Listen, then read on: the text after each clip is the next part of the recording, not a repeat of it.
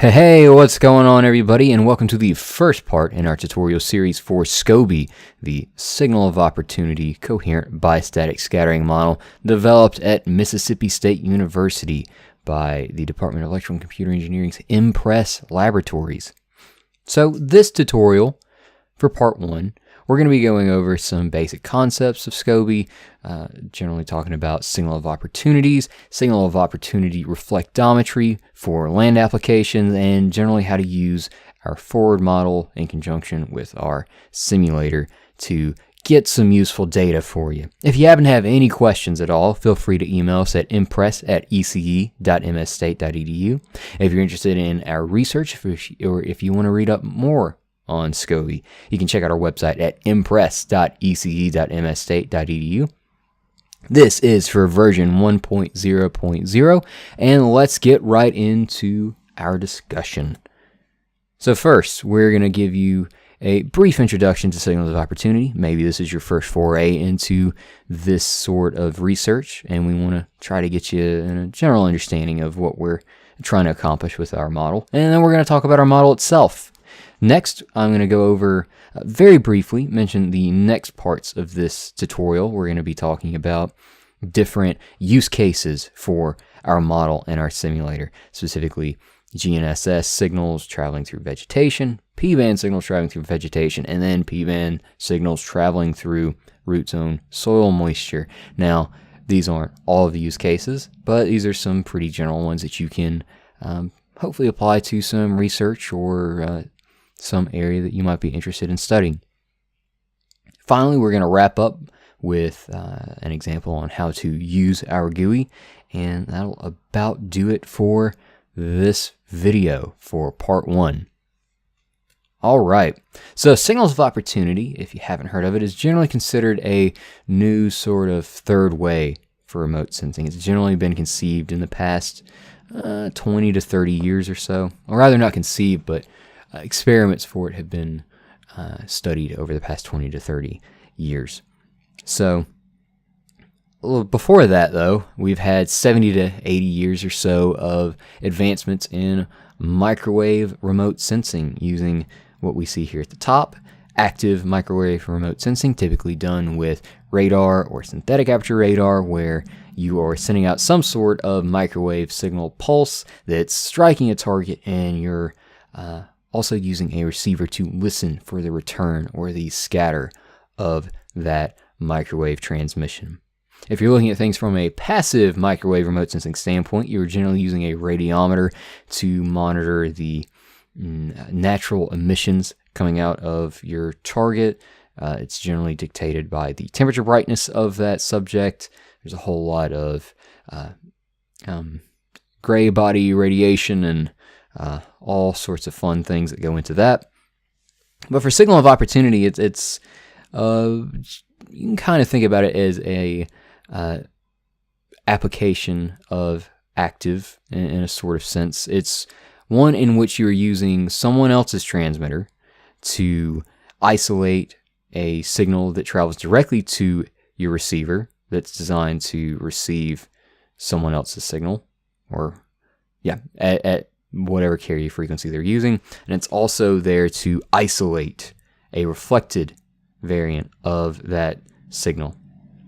So this transmitter, again, you can think about this as sort of a radar application. This is someone else's transmitter. So it acts as a sort of free illuminator for you in this scenario. So that is essentially what signal of opportunity is. You're looking at an isolated form of the direct and reflected signal, and you're using information from that reflected signal to sort of characterize a target in the same way that you might for those other use cases. So this is a really, really good picture that was created by the University of Michigan to describe one of the projects that they're helping spearhead, the CYGNSS mission. If you haven't heard of CYGNSS, it is a mission in which there are currently 8 small satellites that are orbiting the Earth that are monitoring the reflections of GPS and other global navigation satellite systems as those signals emitting from those communication systems bounce off of the ocean surface. So the idea behind that, and this has been validated with other experiments, is that as those communication satellites, as those communication signals bounce off the Earth, they get scattered differently depending on how rough the ocean is, how rough the ocean waves are. So the ocean surface roughness is largely characterized by wind running across the ocean surface. So the idea here is that by taking a look at the scattering of a GPS signal over the ocean surface, you can then do inverse, you can invert your measurements to try to characterize the ocean wind vectors or the ocean surface roughness. And to do that, you'll see that our GPS signal here is transmitting signals in all sorts of directions. Obviously, the shortest path is as the crow flies, straight from the GPS to our receiver. But the signal that contains most of our information here is going to come from what's known as the specular point. The specular point is the shortest reflected path between the transmitter and the receiver. So, as you see here, we have our specular point marked by this little red dot here, and that is holding most of our coherent information that's traveling to our receiver. Now, the rings around here are sort of depicting the Fresnel zones, or the isorange ellipses as they're referred to in these applications. And what those contribute to largely is the diffuse or incoherent, randomly sort of random phase contributions that your receiver will see. So again, SCoBi isn't designed for ocean applications, but the concepts that are visualized in this image are very much relevant for signal of opportunity over land. You're still going to be looking for specular points. You're still worried about, possibly you might be interested in looking at your diffuse term. The bistatic radar geometry is still there. Most of the elements are still there. You can possibly even use satellites such as Cygnus to perform remote sensing over land. Anyway, so some advantages of using signals of opportunity include it's pretty darn cheap. You can essentially just design some sort of inexpensive receiver, go out, set it up, record your direct and reflected signals. And if your modeling tools and your signal processing tools are robust and strong enough, you might be able to perform some sort of remote sensing for a given target. Since we are generally using satellite communication systems to perform signal of opportunity reflectometry analysis, you generally have global coverage because most communication satellite systems are designed to communicate across the globe. And also because of this, as these satellite systems are traveling around, or they might be geostationary and fixed at so many points, there's generally a very high revisit time for a given satellite system. So that about covers it for some of the advantages here. I'm sure there's a lot more, but those are just some off the top of our head here. So if you're performing land remote sensing, there's some challenges that you might see while you're performing your experiments, while you're recording some of this data. And that is mainly coming from the fact that it's hard to quantify exactly what is contributing towards the scattering of your signal. For example, we've got here in the top left, topography and surface roughness. You know, your signal is going to strike some sort of surface, and if that surface is particularly rough, it'll scatter differently than if it was smoother or more rough, and it's difficult to just know off the top of your head what that would be, what that would look like. Soil moisture might be another factor, or water content in general. If the soil that you are striking in a given scenario is particularly wet, it will scatter differently than if it's more dry. And depending on your penetration depth of your signal, The scattering will be different too. There's going to be some subsurface scattering within your soil moisture profile that you have to worry about.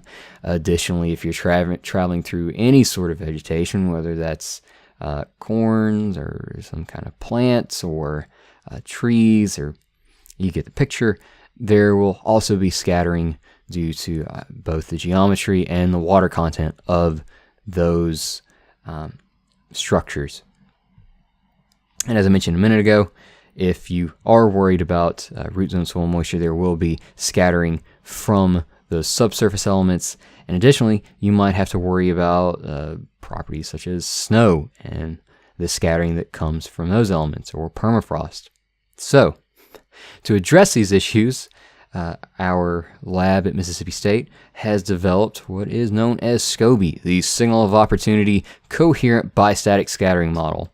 Now, SCoBi currently has the four simulation sets that we have listed here on the left. We have forest, analysis type, soil, root zone, and agriculture that we are currently capable of analyzing. The four on the right here, which include snow, topography, permafrost, and wetland studies, those are things that we want to add in for future updates to SCoBi. But as it stands right now, we are currently capable of analyzing things for sort of vegetated infrastructures as those depicted here. So SCoBi is a fully polarimetric model that uses the analytical wave theory and distorted Born approximation to calculate your coherent term, and it uses Monte Carlo simulations to calculate your diffuse term, your incoherent portion of your scattered radar signal. So what SCoBi does is it breaks apart your received signal into its direct power, the coherent reflected power, and the incoherent reflected power. As I mentioned a minute ago, it's fully polarimetric, so whether you're using linear, vertical, right-hand, or left-hand circular polarized transmitters or receivers, SCoBi's got you covered. If you have to worry about antenna effects such as your beam width, your side lobes, cross-polarization coupling, polarization mixing, beam divergence, the orientation of your antennas, SCoBi also incorporates that. So all factors arising from your antenna pattern can be covered with SCoBi. Configuration effects such as the bistatic radar geometry, how high your transmitter is, the location of your receiver, the spreading losses, the signal travel between these elements, that can all be accounted for using SCoBi. Interferometric effects such as beamforming and complex voltage can be accounted for, as well as the multi-layer effects that I mentioned earlier, where you can design a multi-layer profile stratified with a certain number of divisions and define the dielectric of those different elements within that soil moisture profile. You can also define vegetation within a given problem set. So whether you're looking at corn, whether you're looking at trees, like I mentioned earlier, you can model that using SCoBi and account for scattering due to all of these elements to try to get an understanding or process or validate your own measurements that you've done using signal of opportunity over land applications. SCoBi is currently available for download at our GitHub page, which you can see there at the bottom, github.com/impresslab/SCoBi. Feel free to go on over there and hit that big green clone or download button if you so choose, so that you can follow along with this tutorial series if you're at all interested in learning more about this or for following along.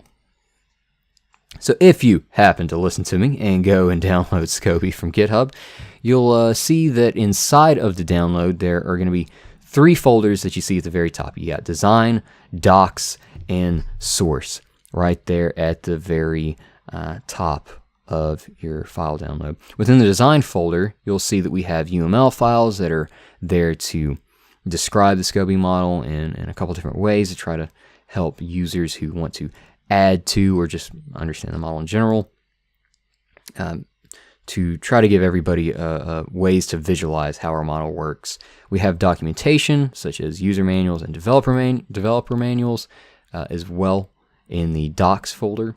And over in the source folder is where the heart of the program is. That's where our inputs, library functions, and simulation outputs are going to be. So again, as I mentioned before, we have UML files that are available for looking at. I've got a couple that are currently listed right here. Later on in the video, I'm going to be talking a little bit more in depth. I'll be showing you some of the UML files that we currently have for show. So be on the lookout for that at the end of this video.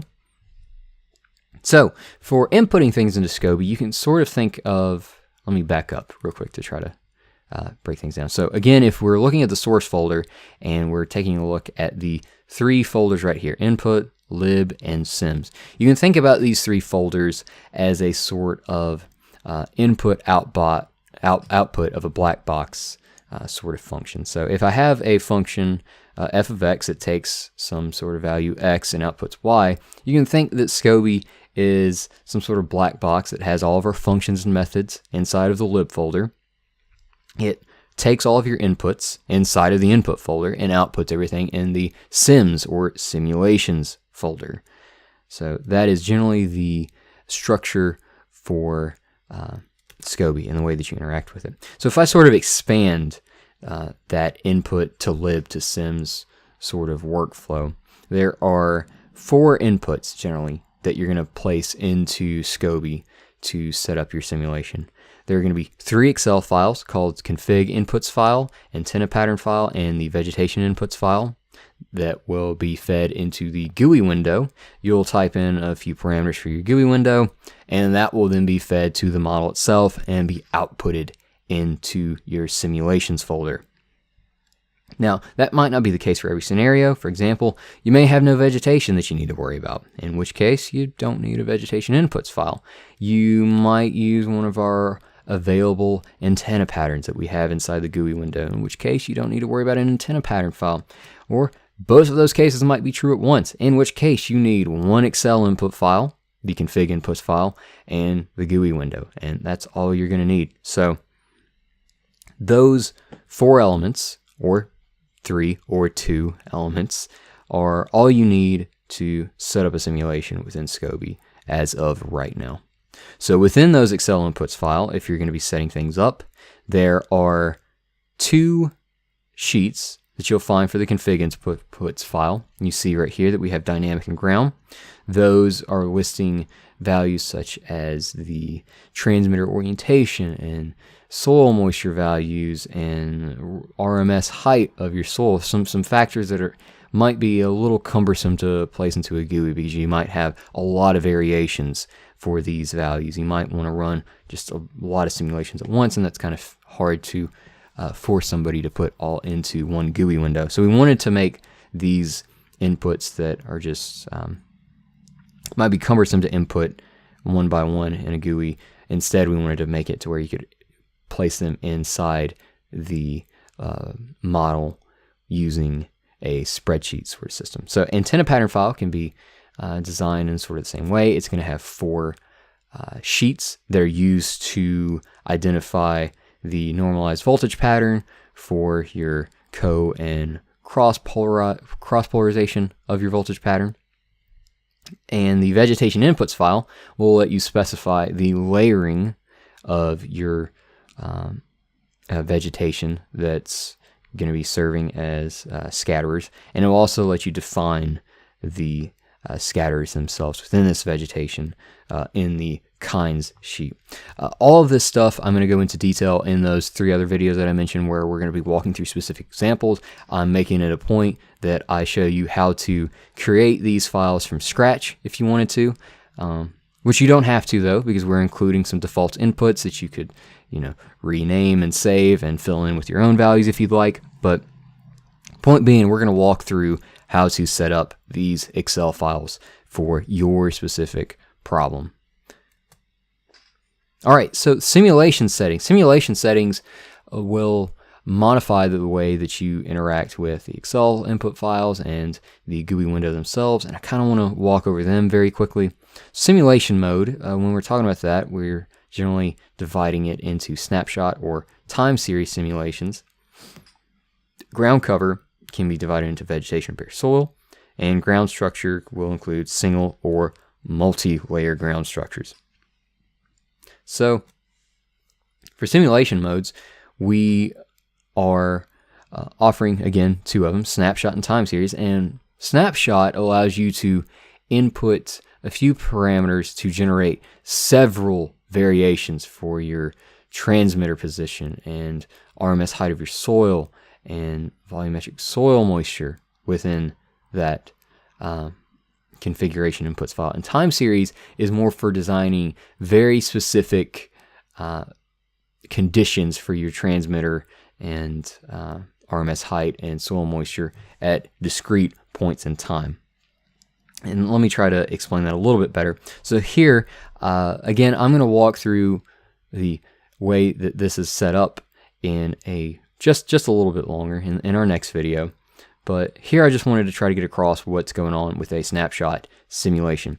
Here we have our transmitter orientation represented by the first two columns. The third column represents our RMS height variations, and the remainder are defining soil moisture values at different points within the multi-layered soil.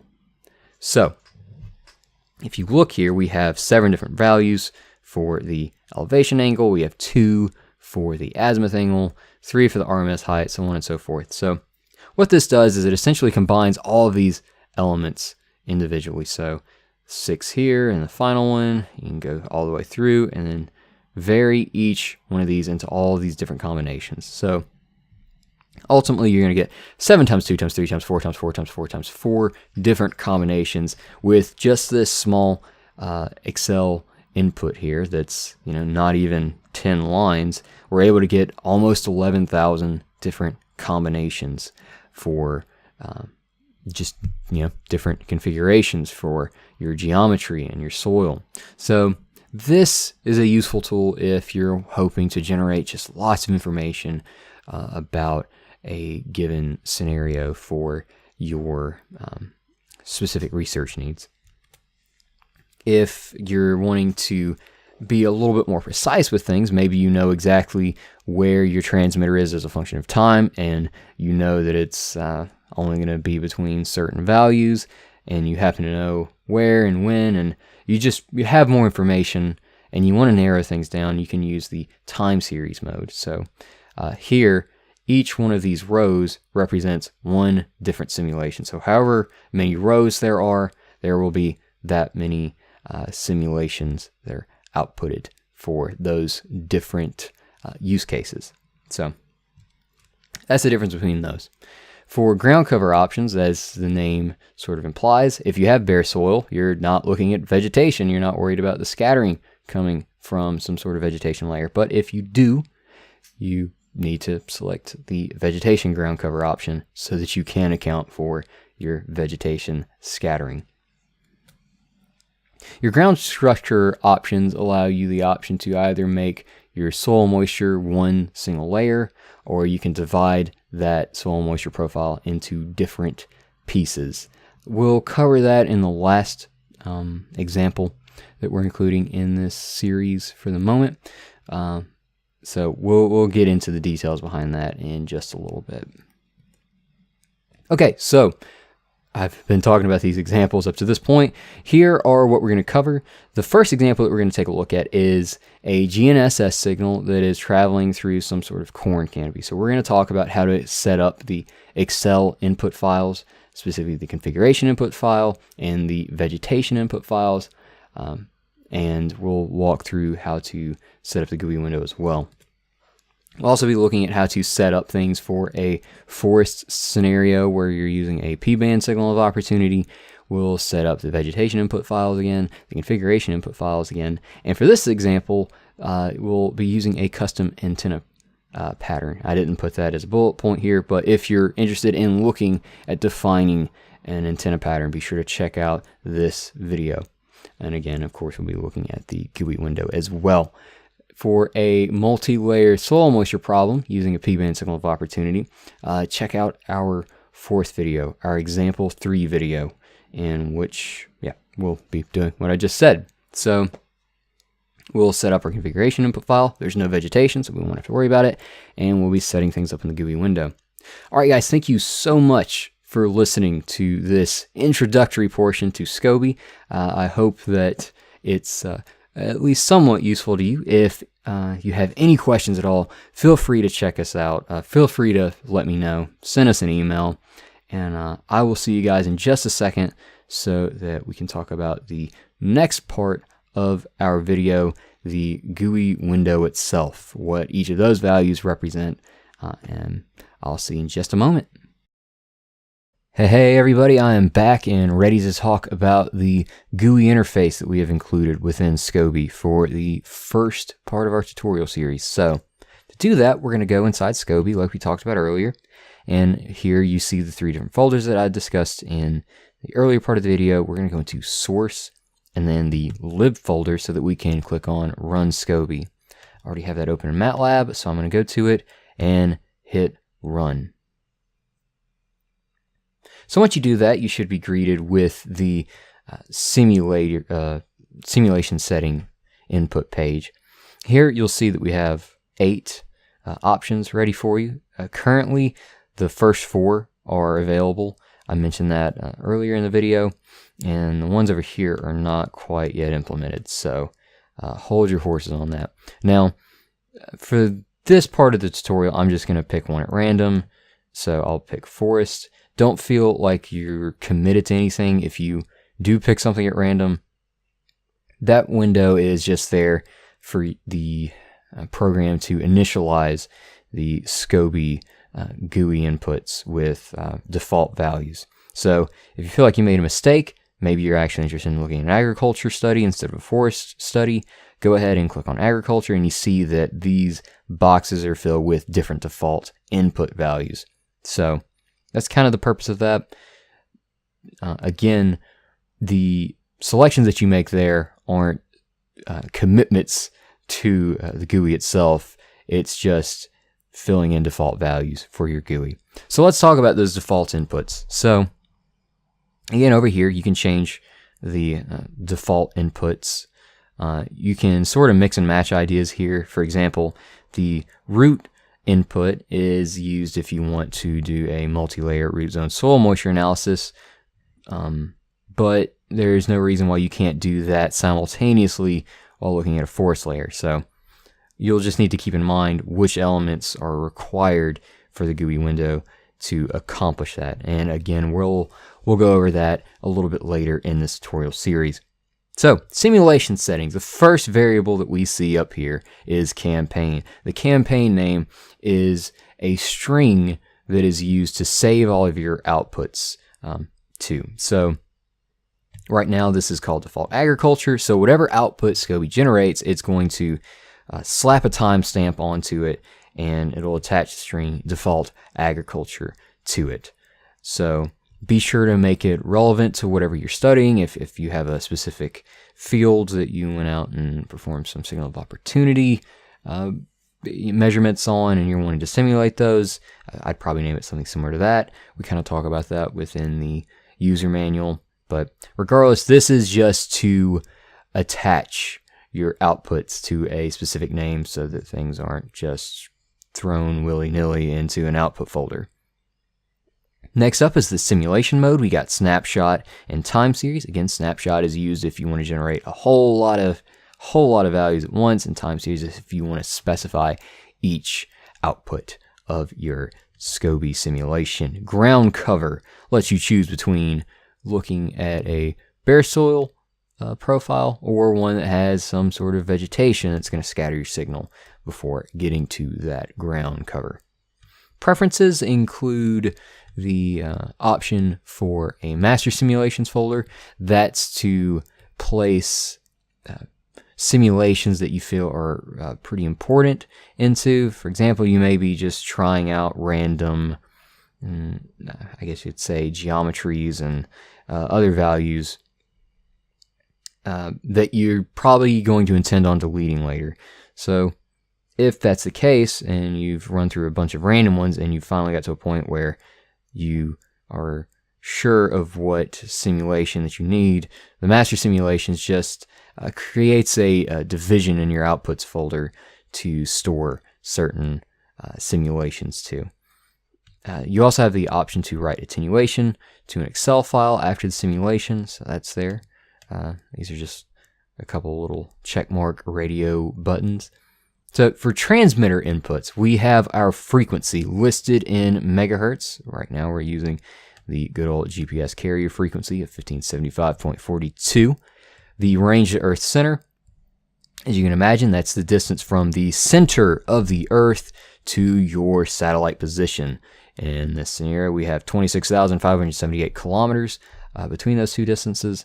Next up, EIRP, or the effective isotropic radiated power. This is the sort of gain that's on your output, the transmitter's output power. So you can, again, just think of that as a sort of scalar gain that's being applied to your signal. It's not necessarily something that you absolutely need to know. If you happen to know it, that's great, but it's really useful for calculating the received power and not necessarily the reflectivity of your simulation. Okay, polarization. We have 4 options here. Right-hand circular polarization is first. Next is left-hand circular polarization. X is the vertical polarization, and Y stands for horizontal polarization in this scenario. So choose what you need to there. Next up, we have orientation. You can choose between geostationary, which allows you to fix your transmitter at some sort of position. So I'm going to put in 40 degrees for incidence angle and 35 for the azimuth angle.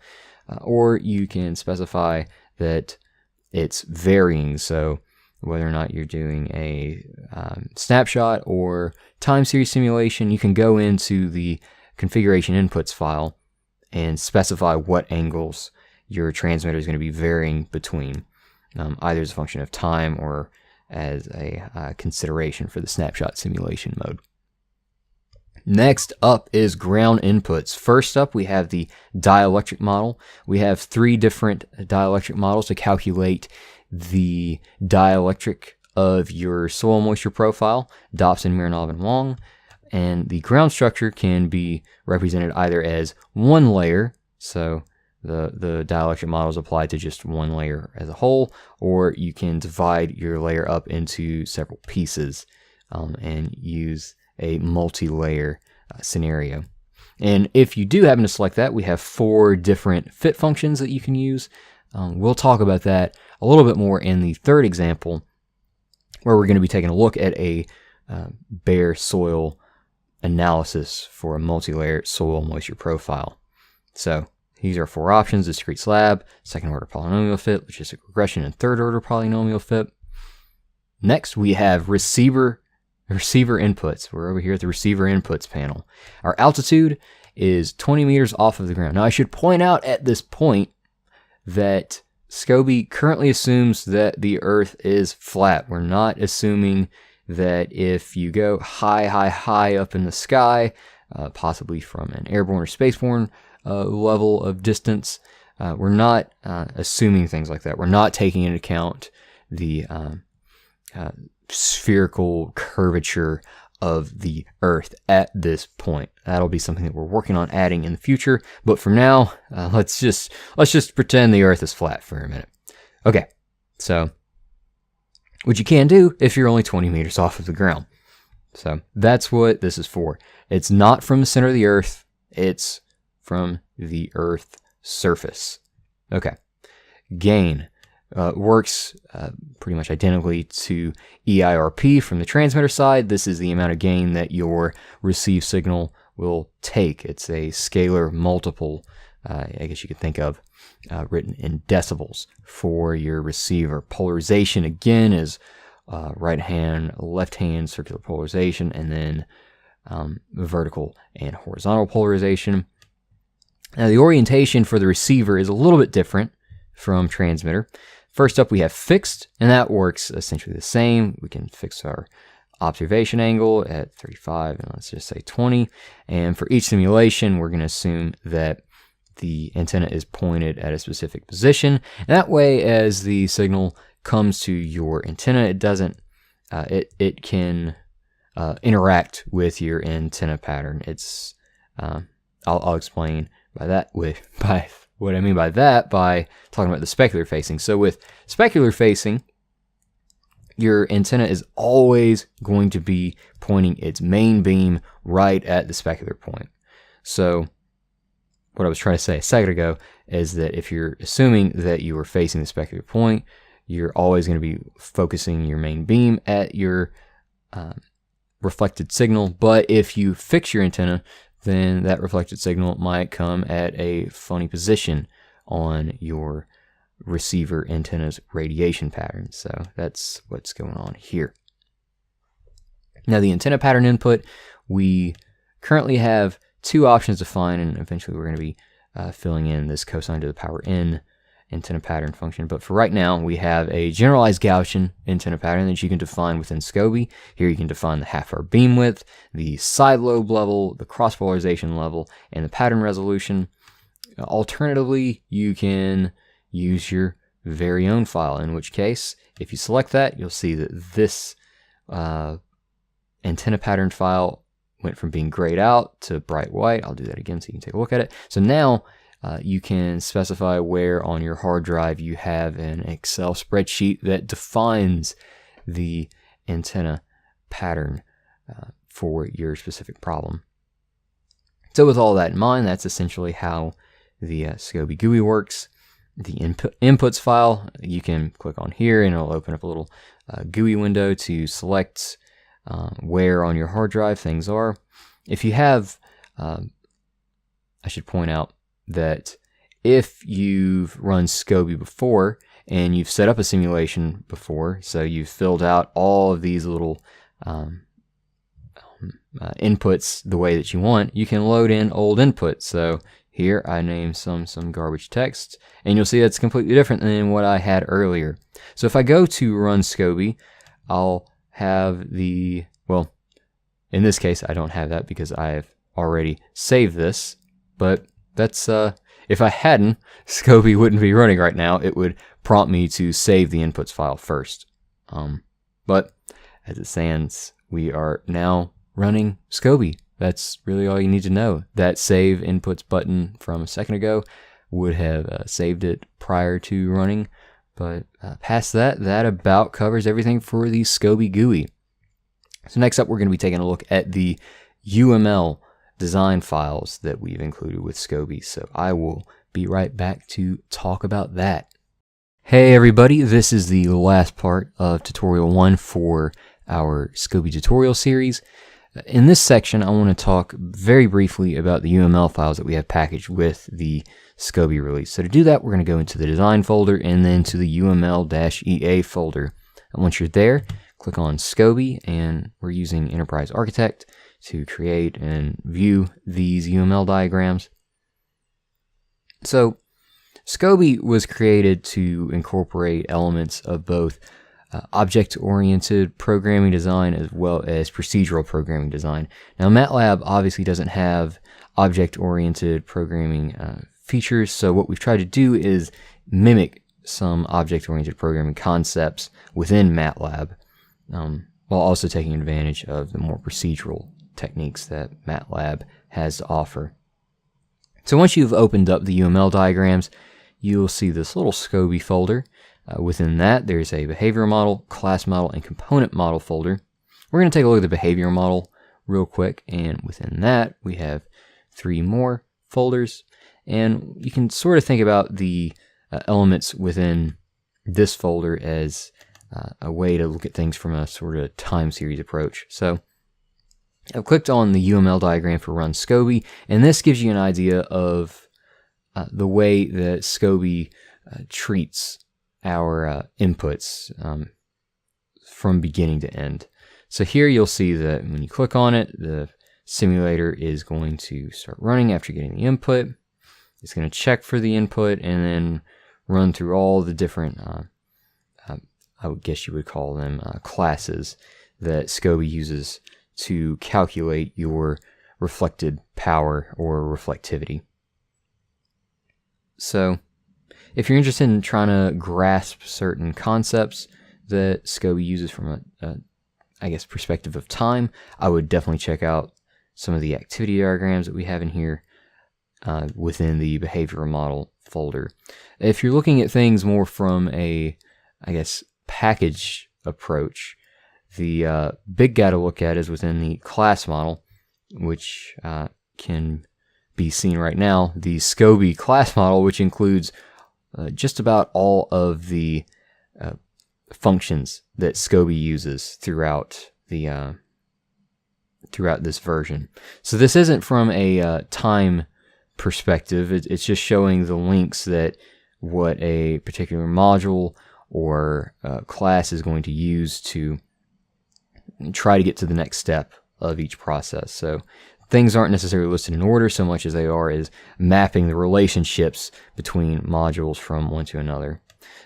Looking at some of these modules is a great way to try to grasp the purpose of how some of these functions are used within the model. And they're just useful if you really want to dig into the meat of SCoBi and really try to get a grasp on everything. We've subdivided this class model into further class models. So this one is to try to take a look at the main SCoBi function with a little bit more clarity, while only looking at the main SCoBi function. If you're more interested in looking at the way that the simulator is operating, you can take a look at the run SCoBi function to see its relationships with the different modules that we've included in SCoBi. And that's about going to cover it for this. Again, UML files are a great way to try to wrap your mind around this stuff. If you want to dig into SCoBi, maybe design some of your own functions to use within SCoBi. But past that, I think that wraps this video up. Thank you guys so much for watching, and tune into the next videos if you're interested in learning how to input certain parameters for specific use cases.